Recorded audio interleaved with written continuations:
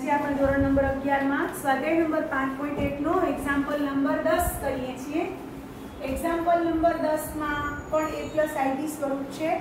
z બરાબર -2 -1/3i hall cube અને a + ib સ્વરૂપમાં ફરાવવાનું છે। તો આપણે એનું સૂત્ર આપણે ખબર છે, પહેલી સંખ્યાનો ઘન -2 નો ઘન વચ્ચેની નિશાની એટલે માઈનસ, બીજી સંખ્યા એટલે 1/3i એનો ઘન। જો આ યાદ રાખવાનું છે ખાસ, પહેલી સંખ્યા -2 છે, બીજી સંખ્યા 1/3i છે, માઈનસ તો નિશાની છે વચ્ચેની, તો પહેલી સંખ્યાનો ઘન વચ્ચેની નિશાની માઈનસ, બીજી સંખ્યાનો ઘન વચ્ચેની નિશાની માઈનસ, આ વચ્ચેની નિશાની છે।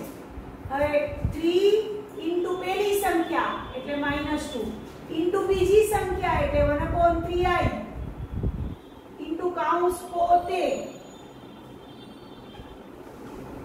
યાદ રાખજો, આમાં ભૂલ પડશે નિશાનીમાં ખાસ।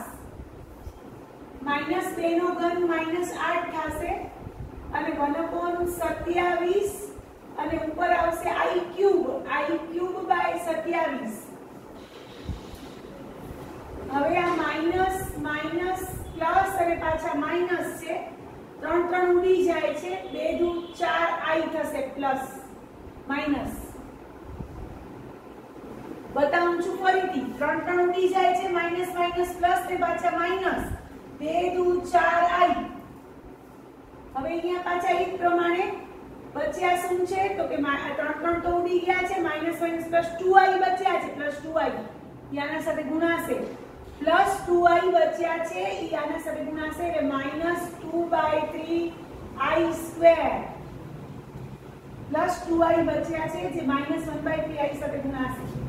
હવે તમને ખબર છે i ક્યુબ એટલે -i, નિશાની કાઉન્સ એકદમ ધ્યાનથી નકર ખોટા પડશે। આ સ્વાધ્યાયમાં એકાગ્રતા બહુ જરૂરી છે, કારણ લખી નાખો i ક્યુબ બરાબર -i ને i² બરાબર -1। હવે -8 plus i/27 minus minus plus i/27 -4i અને અહીંયા માઈનસ માઈનસ પ્લસ 2/3। હવે આ બે વાસ્તવિક ભાગ છે, એ બેના સરવાળા થશે ને i વાળા ભાગ બે પદો ભેગા થશે, -8 પ્લસ 2/3 ભેગા લખવાના પ્લસ, હવે i કોમન 1/27 -4 બારે i, આગળ પણ i લખી શકો, પાછળ પણ લખી શકો, જ્યાં લખવું હોય ત્યાં। આમાં i છે, આમાં પણ i છે, તો i કોમન કાઢ્યા, 1/27 હવે લસા લ્યો, -8 * 24 + 2 એટલે -22/3 અને 27 * 108 એટલે -107/27i જે માગેલું a + ib સ્વરૂપ છે, જે i બરાબર શું છે, a બરાબર -22/3, b બરાબર -107/27। તો એક્ઝામ્પલ નંબર આપણે 10 કર્યો। હવે આપણે એક્ઝામ્પલ નંબર 11 કરીએ છીએ। ખૂબ પ્રેક્ટિસ કરવાથી જ આ દાખલા આવડશે, તમે દાખલા જોઈને કરશો તો નહીં આવડે। પોતાની રીતે સાદું આપો, નિશાનીઓ, સરવાળો, બાદબાકી, i ની ઘાત વાપરો, i ક્યુબ એટલે -i, i² એટલે -1 અવયવો પાડો। હા, 11મા દાખલામાં આપણે પહોંચ્યા છીએ અને 11મા દાખલામાં આપણે આપેલી સંકર સંખ્યાનો ગુણાકારનો વ્યસ્ત શોધવાનો છે। ગુણાકારનો વ્યસ્ત શોધો। આપેલી સંકર સંખ્યા z આપી છે 4 - 3i, તો મેં તમને ગુણાકારનો વ્યસ્ત શોધવા માટે 3 રીત શીખવી હતી, 3 રીત। તો આપણે હવે અહીંયા એક રીતે કરશું, લખો z નો ગુણાકારનો વ્યસ્ત, આ z છે, આ પોતે z છે, z નો ગુણાકારનો વ્યસ્ત z ઇન્વર્સ બરાબર z બાર upon mod z square। z² પરથી મળે. હવે મારે પેલા z બાર શોધવાનો. અહીં z બાર એટલે ખાલી આની નિશાની બદલે 4 + 3i થઈ જાય. અને તથા મોડ z શોધો. મોડ z બરાબર √a² + b². √a² + b². a એટલે 4 છે, b એટલે -3 છે. અહીંયા જો a એટલે 4, b એટલે -3. 4 નો વર્ગ વત્તા -3 નો વર્ગ એટલે 16 ને 9 25 નું વર્ગમૂળ એટલે 5. મોડ z 5 આવ્યો તો મોડ z² કેટલો આવશે? 25. હવે આને એક નંબર આપી દેવાનું. આને જો આ z ઇન્વર્સ નું સૂત્ર છે ને એને એક નંબર આપી દો, આને બે નંબર આપી દો z બાર ને. અને મોડ z² આવ્યો એને 3 નંબર આપી દો. હવે લખો 1 2 3 પરથી z ઇન્વર્સ બરાબર z બાર એટલે 4 + 3i મોડ z² એટલે 25. હવે આપી દો છેદ બધાને. z ઇન્વર્સ બરાબર 4/25 + 3/25 * i. આવી રીતે દાખલો કરવાનો છે. ગુણાકારનો વ્યસ્ત z નો ગુણાકારનો વ્યસ્ત z ઇન્વર્સ બરાબર આ સૂત્ર લખવાનું, એને એક નંબર આપવાનું, z બાર ને 2 નંબર, મોડ z² ને 3 નંબર, પછી 1 2 3 પરથી. એવો જ બીજો દાખલો છે એક્ઝામ્પલ નંબર 12. ગુણાકારનો વ્યસ્ત શોધો. Example number 12. 3 રીત દાખલાની છે. આપણે આ રીતે કરીએ છીએ. મેં તમને ગઈકાલે 3 રીત શીખવી. ત્રણેયમાંથી કોઈ એક ગમે તે રીત કરી શકો છો. હવે એક્ઝામ્પલ નંબર 12 છે. z બરાબર આપ્યું છે √5 + 3i. તો સૌથી પહેલા આપણે લખશું z નો, બધા જ વિદ્યાર્થીઓ આ રીતે લખશે, z નો ગુણાકારનો વ્યસ્ત z ઇન્વર્સ બરાબર z bar by mod z². Number 1 આપી દો એને. અહીં z બાર ગોતો. z બાર એટલે શું? અનુબદ્ધ સંકર સંખ્યા. પ્લસ હોય તો માઈનસ આવે, i વાળા પાર્ટમાં માઈનસ હોય તો પ્લસ આવે. મોડ z બરાબર √a² + b². a એટલે √5 નો વર્ગ છે. a એટલે √5 નો વર્ગ છે અને b એટલે 3 નો વર્ગ છે. એટલે આવશે 5 + 9 એટલે √14. તો મોડ z² બરાબર 14. નંબર આપી દઈએ એને 3. આને 2 આપજો. z બાર ને 2 નંબર આપજો. ધેરફોર લખો 1 2 અને 3 પરથી 1 2 અને 3 પરથી z ઇન્વર્સ બરાબર √5 - 3i/14. એટલે કે √5/14 - 3/14 * i. z ઇન્વર્સ આપણે માંગેલો હતો એ મળ્યો. હવે એવો જ છે example number 13. Example number 13. z બરાબર -i છે. z બરાબર -i છે. તો ગુણાકારના વ્યસ્તનું સૂત્ર છે. ગુણાકારના વ્યસ્તનું સૂત્ર એક્ઝામ્પલ નંબર 13. ગુણાકારના વ્યસ્તનું સૂત્ર આ રીતનું આપણે લખ્યું છે. z નો ગુણાકારનો વ્યસ્ત z ઇન્વર્સ બરાબર z બાર / મોડ z². આનો એક્ઝામ્પલ 13 છે. હવે તમારે પેલા z બાર લખવાનું. અહીં z બાર બરાબર આ -i છે તો +i થશે. એ નંબર 2 આપી દો. અને મોડ z બરાબર √a² + b². a એટલે અહીંયા તમને ખબર છે 0 - i થાય. a બરાબર 0, b બરાબર -1. આ ખબર હોવી જોઈએ. આપણે ઘણા બધા દાખલા કર્યા એટલે હવે આવડશે. 0 + -0 નો વર્ગ વત્તા -1 નો વર્ગ એટલે મોડ z બરાબર 1. એટલે મોડ z² બરાબર 1 જ. એ નંબર આપી દો 3.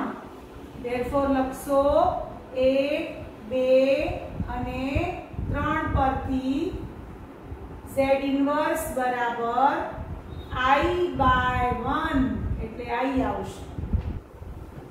તો આ રીતે એક્ઝામ્પલ નંબર આપણે 13 કર્યો। હવે એક્ઝામ્પલ નંબર 14 કરીએ છીએ। એમાં 14મા દાખલામાં a + bi સ્વરૂપમાં ફેરવો એવું હેડિંગ છે। આપેલી સંકર સંખ્યાનું a + bi સ્વરૂપ મેળવો। એક્ઝામ્પલ નંબર 14 z બરાબર આપ્યો છે 3 + i * √5 પહેલો કૌંસ, પછી બીજો કૌંસ એના ગુણાકારમાં 3 - i √5 નીચે છેદમાં √3 + √2i પહેલા કૌંસમાં, પછી માઈનસ વચ્ચે છે, ઉપર ગુણાકાર છે નીચે માઈનસ છે, વચ્ચે √3 - i √2। હવે આને મારે a + bi માં ફરાવવાનું છે। તો તમને ખબર છે ઉપર જુઓ a + b a - b છે, જોઈ લો a + b a - b, a + b - b એટલે a² એટલે 3 નો વર્ગ ઓછા i √5 નો વર્ગ, a² ઓછા b² નો અવયવ વપરાશે। અને નીચે બાદબાકી છે તો બાદબાકી આપવી પડશે, અંદર બાદબાકીની નિશાની આપશું -√3 + √2i √2 * i। હવે ઉપર 9 અને i નો વર્ગ i² અને √5 નો વર્ગ 5, 9 - 5i² અને √3 નીચે ઉડી ગયા, √2i + √2i એટલે 2√2i આવશે। બધું જ સાદું રૂપ નહીં આવડે ત્યારે જ આ ગણિત આવડે। i² એટલે -1, નીચે 2√2 * i, i² એટલે -1 લખી નાખો બાજુમાં કારણ તરીકે। હવે 9 ને 5 14 થશે, -+ નીચે 2√2i એટલે 14/2 2√2i એટલે 7/√2i। છેદમાં i ન ચાલે, એટલે i વડે ગુણવા ભાગવાનું, છેદમાં i ન આવે, 7i/√2i² એટલે 7i/√2 * -1 એટલે 7i/-√2। હવે છેલ્લે પાછો આમ તો આ કરણી છે એટલે વળી √2 વડે ગુણો ભાગો એટલે z બરાબર 7√2i / -2, √2 ગુણ્યા √2 એટલે 2 * -1 આ જવાબ। હા, હવે જે માગેલું a + bi સ્વરૂપ છે, હવે ઓળખો a બરાબર શું છે? a બરાબર 0 કારણ કે i નો સહગુણક છે, a વાળો તો અચળ પદ તો આપેલું જ નથી, i ને સાથે જ આ ગુણક બતાવેલો છે। અને b બરાબર -7√2/2 છે, જોઈ લો a બરાબર 0 છે, i વાળું પદ છે પણ એ વાળું પેલું પદ નથી, i વગરનું, એટલે a બરાબર 0 અને b બરાબર -7√2/2। તો આ રીતે આપણે એક્ઝામ્પલ નંબર 14 કર્યો। તો આપણે સંકર સંખ્યાનું ટોપિક a + ib સ્વરૂપ મેળવતા શીખ્યા। સંકર સંખ્યામાં આપેલી સંકર સંખ્યાનો ગુણાકારનો વ્યસ્ત શોધતા શીખ્યા। સંકર સંખ્યાની અનુબદ્ધ સંકર સંખ્યા શોધતા શીખ્યા। સંકર સંખ્યાનો માનાંક શોધતા શીખ્યા। તો આ 4 વસ્તુ આપણે સંકર સંખ્યામાં આપણે શીખ્યા। હવે સંકર સંખ્યામાં દ્વિઘાત સમીકરણો ટોપિક છે અને એ દ્વિઘાત સમીકરણોનો ઉકેલ આપણે સંકર સંખ્યા સ્વરૂપે મેળવશું। દ્વિઘાત સમીકરણનો ઉકેલ આપણે સંકર સંખ્યા સ્વરૂપે મેળવશું। તો એ આપણે કરવા જઈ રહ્યા છીએ। તો તમને હું એનું એક સૂત્ર છે જે સમજાવું છું। દ્વિઘાત સમીકરણનો ઉકેલ સંકર સંખ્યા મળે તો એવા દ્વિઘાત સમીકરણનો ઉકેલ ત્યાં શીખવું છું। તો તો ધ્યાનથી બધા જોશે. હમણાં સમજો બધા. દ્વિઘાત સમીકરણ લખો. દ્વિઘાત સમીકરણ ax² + bx + c = 0, જ્યાં a is not equal to 0 માટે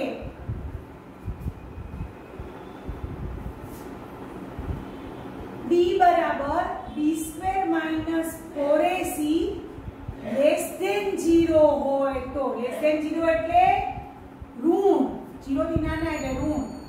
b બરાબર b² - 4ac < 0 હોય તો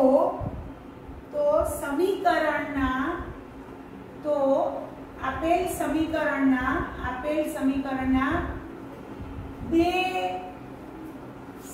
બીજ અનુબદ્ધ સંકર સંખ્યા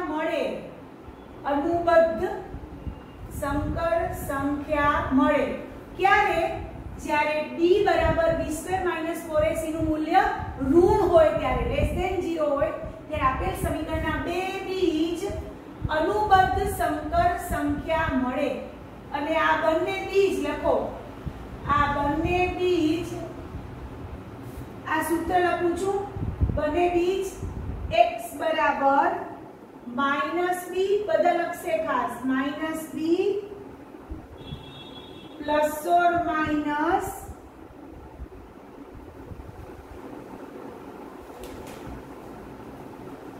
અહીંયા આવશે વર્ગમૂળમાં -d જોજો ઇન્ટુ બારે i બાય 2a દ્વારા મળે. બધાય આ રીત યાદ રાખવાની છે. ફરીથી બોલું છું. દ્વિઘાત સમીકરણ ax² + bx + c = 0, જ્યાં a is not equal to 0 એટલે કે x² નો સહગુણક શૂન્યેતર હશે. માટે તમે જે 10મા ધોરણમાં ભણ્યા છો d શોધતા હતા. d એટલે વિવેચક, ડેલ્ટા અથવા d તમે કહેતા હતા. b બરાબર b² - 4ac નું મૂલ્ય જો < 0 હોય એટલે કે 0 થી નાનું એટલે ઋણ હોય. < 0 એટલે બાજુમાં લખી નાખો, ઘણાને ખબર નહીં પડે. ઋણ હોય, d ઋણ હોય, < 0 શું પણ, તો d ઋણ હોય તો આ સમીકરણના બે બીજ અનુબદ્ધ સંકર સંખ્યા મળે. અને આ બીજ x બરાબર આ સૂત્ર દ્વારા મળશે. x બરાબર -b ± વર્ગમૂળમાં -d એટલે d તમે આ ગોત્યો છે ને, એ પોતે ઋણ અને એની આગળ ઋણ એટલે ધન થઈ જશે. અને ઇન્ટુ i બાય 2a દ્વારા મળે છે. બધા આ સૂત્ર પહેલા યાદ રાખશે. હવે હું એક્ઝામ્પલ કરાવું છું તો બધા એમાં હું આ સૂત્ર વાપરીશ એટલે d ચેક કરીશ, બધું કરીશ. જોજો ધ્યાન. આ સૂત્ર છે જે યાદ રાખવાનું છે.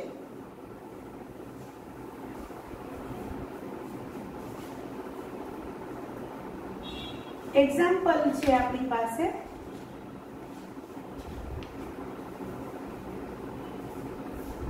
ઉદાહરણ નંબર 9. સમીકરણ x² + 2 = 0 ઉકેલો. હવે સૌથી પહેલા આ દાખલામાં આપણે ડાયરેક્ટ કરીએ છીએ. સાવ સહેલું છે. x² બરાબર તમે શું લખી શકશો? -2. દ્વિઘાત સમીકરણ સાથે સરખાવતા નથી, સરખાવીને પણ કરીને બતાવીશ. x² બરાબર -2 થાય. હવે તમને ખબર છે x² બરાબર -2 હોય તો 2i² લખી નાખવાનું. 2 ગુણ્યા -1, 2 ગુણ્યા -1 ની જગ્યાએ શું લખી નાખવાના? i². હવે આના વર્ગમૂળો કરો. આના વર્ગમૂળ બંને બાજુ વર્ગમૂળ કરતા તો x બરાબર ± વર્ગમૂળમાં 2 * i જે આપેલ સમીકરણનો ઉકેલ છે. સીધો ત્યાં કે દ્વિઘાત સમીકરણ છે પણ બે જ પદો છે એટલે આપણે આ રીતે કરી શક્યા. હવે એક્ઝામ્પલ બે પદો હોય તો તમે ડાયરેક્ટ આમ કરી શકશો. x² હોય, x² વાળું પદ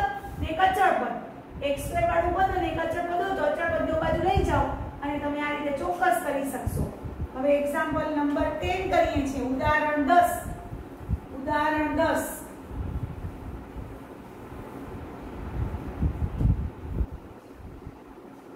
ઉદાહરણ 10 ની રકમ છે